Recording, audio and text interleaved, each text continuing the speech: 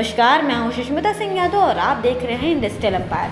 आइए जानते हैं आज की बिजनेस न्यूज। लिथियम नायोबियम से 3 महत्वपूर्ण खनिजों की खनन की रॉयल्टी दरें मंजूर। केंद्रीय मंत्रिमंडल ने 3 महत्वपूर्ण व रणनीतिक खनिजों लिथियम, नायोबियम और दुर्लभ मृदा तत्वों के लिए रॉयल्टी दर को मंजूरी दे दी है। अतिरिक्त सचिव संजय लोहिया ने 5 अक्टूबर को घोषणा की थी कि सरकार आने वाले सप्ताहों में महत्वपूर्ण खनिजों की नीलामी शुरू कर सकती है।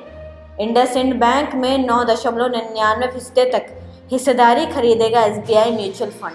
भारतीय रिजर्व बैंक ने स्टेट बैंक ऑफ इंडिया की म्यूचुअल फंड शाखा एसबीआई म्यूचुअल फंड को प्राइवेट कर्जदाता इंडसइंड बैंक में 9.99% तक हिस्सेदारी खरीदने के लिए मंजूरी दे दी है। केंद्रीय बैंक ने यह मंजूरी 11 अक्टूबर को दी।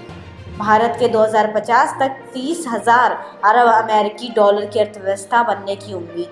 एचडीएफसी बैंक के अध्यक्ष एवं आर्थिक मामलों के पूर्व सचिव अतनु चक्रवर्ती ने कहा है कि मजबूत खपत व निर्यात के दम पर भारत में 2050 तक 30,000 अरब अमेरिकी डॉलर की अर्थव्यवस्था बनने की उम्मीद है। उन्होंने कहा है कि अंतर्राष्ट्रीय वित्तीय संस्थानों ने इस साल भारत की वृद्धि दर करीब 6.3% और मुद्रास्फीति करीब 6% रहने का अनुमान लगाया है।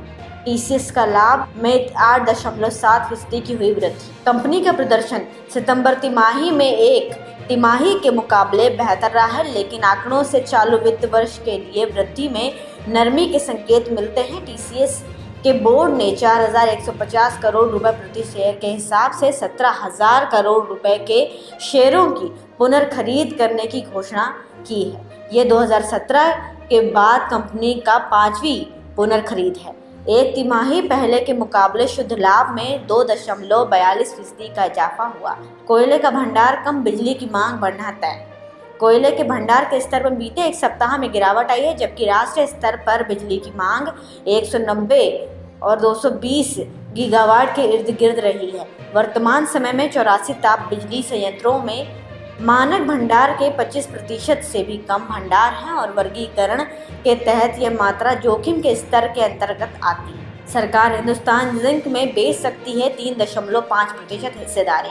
हिंदुस्तान जिंक में सरकार की टोटल 29.5% हिस्सेदारी है, जिसमें से 3.5% हिस्सेदारी बेचने का फैसला लिया जा सकता है। एक सरकारी अधिकारी ने इस बात की जानकारी दी है। अगर ऐसा होता है तो सरकार की कंपनी में हिस्सेदारी घटकर 26% रह जाएगी। ऐसी खबरों को जानने के लिए देखते रहिए इंडस्ट्रियल एम्पायर और हमारे चैनल को सब्सक्राइब करना ना भूलें। धन्यवाद।